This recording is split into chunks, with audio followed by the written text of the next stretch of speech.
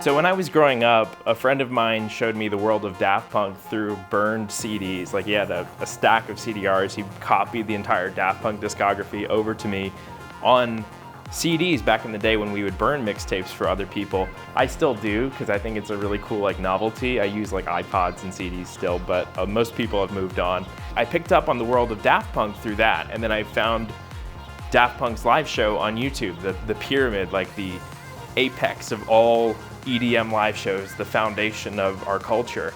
Showmanship of Daft Punk, I think that was like the foreground for everything that I did and a lot of the artists that I really came to love over the years.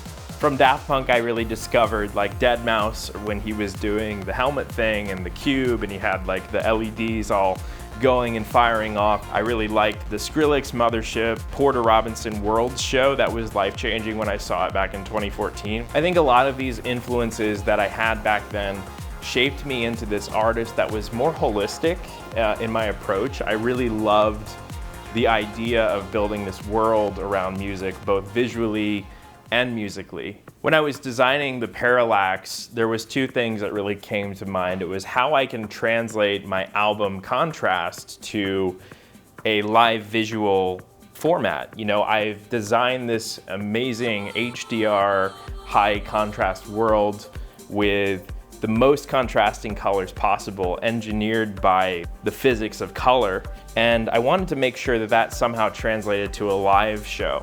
And when I was thinking of ways I could convey that contrast, my mind went back to this music video I shot with Sophie from Sophie Needs a Ladder, the deadmau5 song. She also did this amazing track this year called Whiplash. You should definitely go check that out. But we did this music video for this song we did a few years ago called Revolver, and it really taught me like the value of a silhouette over a hyper bright LED wall. One of the things I really loved about that video is how we kind of get lost in the light, and you can only vaguely make out us as characters. And it really worked well for that video, but I thought, what would happen if I took that and I made the LED wall behind me flash, and then have the LED wall go completely black and replace it with a light that's just illuminating me. So you get this cool like back and forth motion. You're trading that silhouette for the figure. So I had this concept where you had the LED wall and then you had me being illuminated. But then my mind went back to this project I was working on in 2017. I might do another one of these when it's dark. And then if I put that on, you can see it looks very cool. If you're interested in this stuff, go on my YouTube channel. I'm doing a video series on doing a live performance setup in Ableton and Resolume and DMX Control. When I was, I think it was maybe like 19, I actually moved out to LA making Ableton tutorials. I was actually an Ableton YouTuber in like 2014 and 15 when it wasn't actually that common to do that. I was doing YouTube, I was living on a friend of mine's floor because I couldn't afford to have my own place. I had a lot of popular videos on YouTube about how to do things in Ableton and in like a live show format. And I had no money, but I was like, I wanted to start making a live show. And what I did was, it was kind of clever. I did my research on like what the software and hardware was to make all of this stuff possible.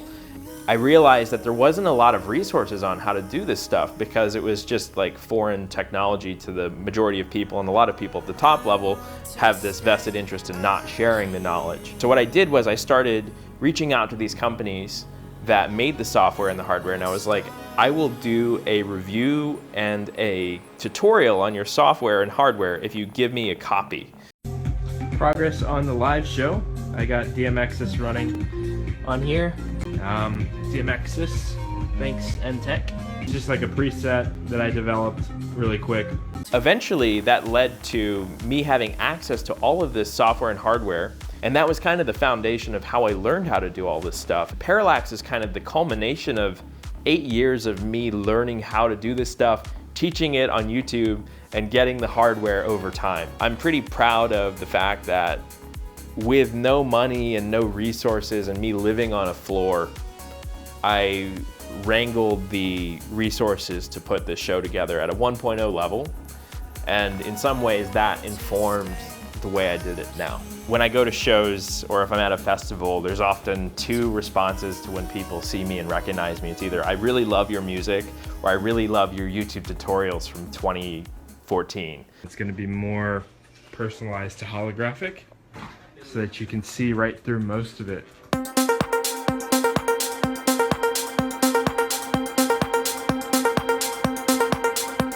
So I started developing this live show in 2017 for my EP Illuminate.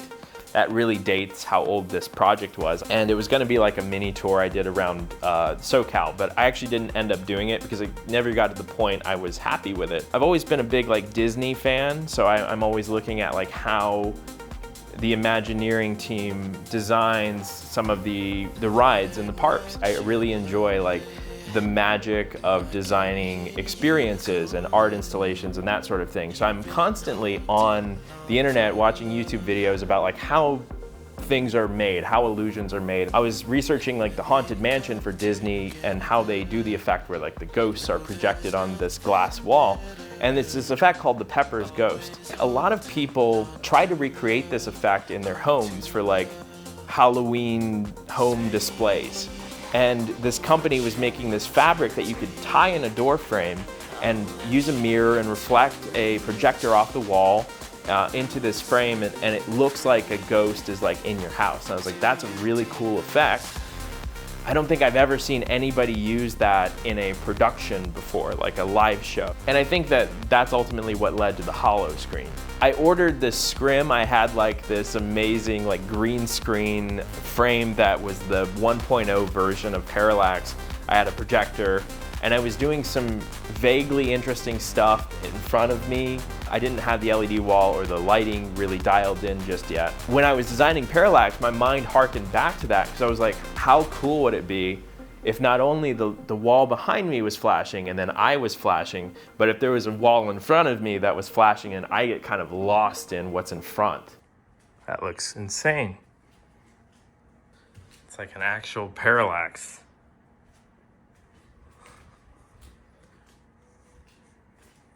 Oh, that's just insane. Wow.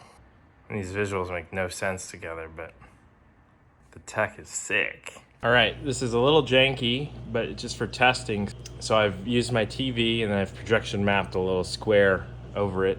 You can see there's like the test image, and then if I throw an image on it, there you go. So there's your PARALLAX effect. And I thought that that was such a cool idea, and that's where the name PARALLAX really comes from. It's the parallax of three layers, the rear wall, the lights illuminating me, and then the holo in front of me that clips me out of the image when I want to.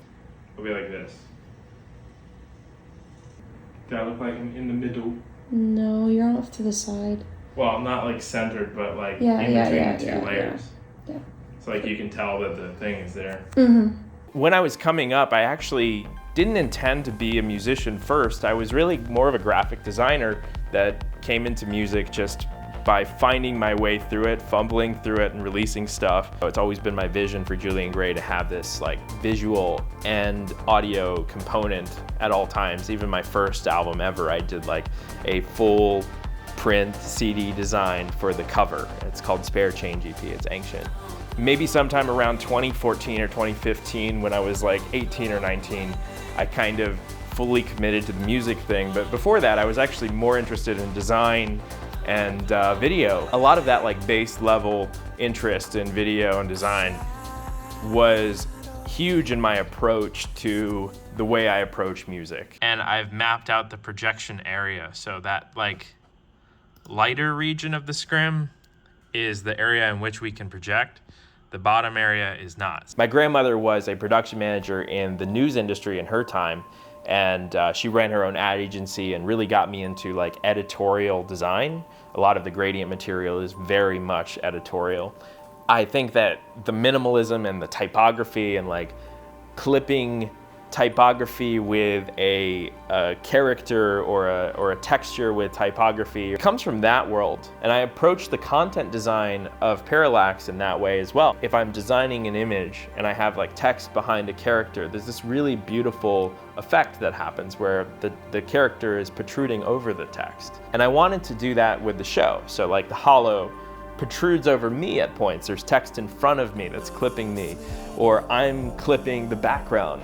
There's like this 3 layers that I have full control of that I can do really cool effects with. So I went through some of my favorite artists as inspiration, and I pulled some of the things I really loved about each of their ideas and tried to do my version of those things. So like I really love the minimalism of the Madia and Good Faith show, where he utilizes light in almost like in a way a magician would to mask things on stage. I really liked that approach. I love the Eric Prydz Hollow show. He's using different technology from what I'm doing for PARALLAX. It's more like LED panels with translucency.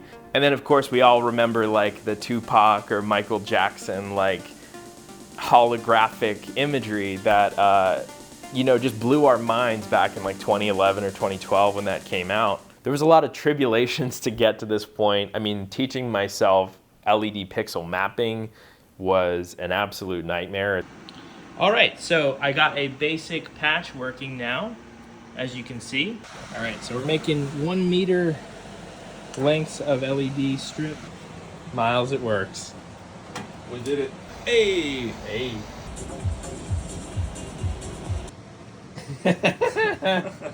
Seeing video that we're playing live on that's like LED strips, you know? And something that is not really explained that much on the internet, you really have to teach yourself how to do it. I'll probably do some videos on how I created it in future. All right, I'm either genius or insane, but this is what I was building. The projector thing was like almost 8 years of R&D of me figuring out the best types of projectors, the best like location for a projector, how you can make it part of the show with fog, how you can turn it into a fixture and that sort of stuff. And then also like finding the right screen, the right manufacturer for the screen, the right like frame for the front screen, and the right LED wall. It was a real challenge to like bring it all together in a way that made sense and made something that looked really great, and not like just a bunch of cobbled parts together. This looks so sick. I'm so pleased with like how everything came together at the end, and I think it's much bigger than the sum of its parts. So for the section of the show for Dawn, which is the final single of my album Contrast, I wanted to make sure I really played homage to the art, which is black and white. Every other record on Contrast has like a very distinctive two-tone look. I picked those colors for a reason, so that they visually don't blend and you get this really cool effect in your eyes. But I thought the ultimate contrast, the infinite contrast, if you will, is the black and white. I leveraged the darkness and the light. There's moments of the show where I'm illuminating myself with a white wall, using the LED wall as a lighting fixture almost. And there's moments where everything goes black and I'm paying homage to my history with like my stick figure character who's been with me since like 2016. I also have these amazing moments where I utilize the 2-layer parallax in video, where I have in the, and then Dawn is in front of me. There's like an iconic photo where I actually use it as the promotional art for the tour. So it's like in the, me in the middle, and then Dawn is in front of me, and it looks incredible. So for Don't Go Away, it was actually the only video that I did on the hollow screen that was actually analog. I actually took my hand and I made this like black ring with fabric in my old bathroom in my old apartment. And I took my hand and I basically did like a... It's like dark over here, catches the fill. Something like this.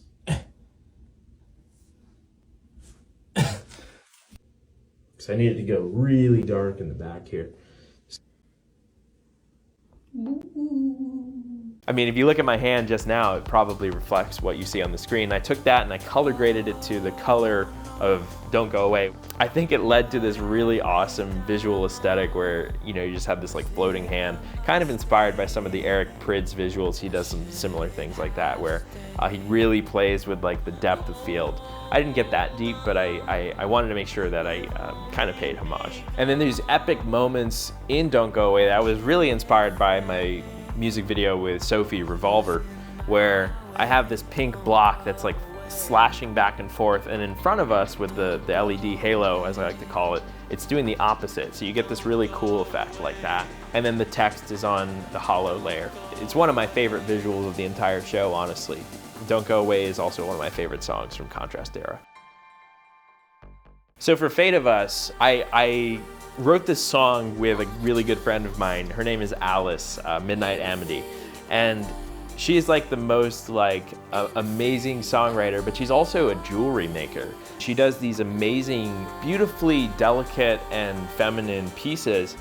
And I wanted to kind of pay homage to that in a way. So I decided I wanted to use like a metallic rose, pay homage to her like history in making physical art like jewelry. The rose you actually see in the video was created by this artist friend of mine, Future Twist. He's an amazing 3D modeler. I had a little bit of help in the 3D department for the show. And then I wanted to do a very intense like wall of color for the drop on this one with like a spiral. So I created this really cool like warped spiral effect, almost like a wormhole. There's this beautiful dichotomy between like this really rigid blue endless tunnel with the rose that's like metallic, and then like the chaos of a warped tunnel that's like blue and orange in a very unsettling way, and with like the LED halo spinning in a really like hectic way. I think it's a really cool effect. So for Pray, I wanted to make sure I really played into the imagery for this one.